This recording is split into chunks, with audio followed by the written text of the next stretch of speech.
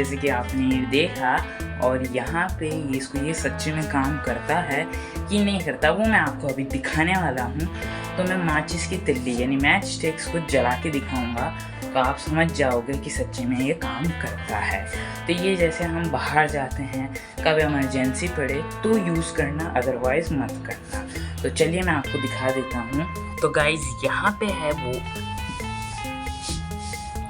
तो गाइज़ ये रहा वो लाइटर, मैं आपको दिखाने वाला हूँ इसको चला के।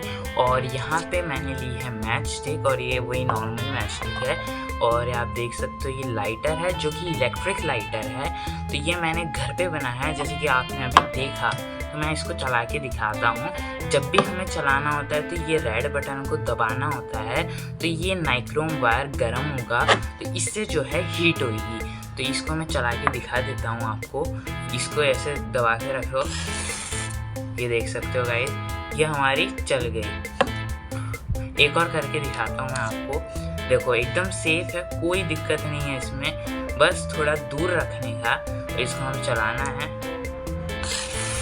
ये देखो ये हो गया अपना काम। तो अगर आपको ये वीडियो अच्छी लगी हो तो इसके लिए लाइक कर देना, चैनल को सब्सक्राइब करना मत भूलना। कल मिलेंगे एक नई वीडियो के साथ, तब तक के लिए बाय बाय।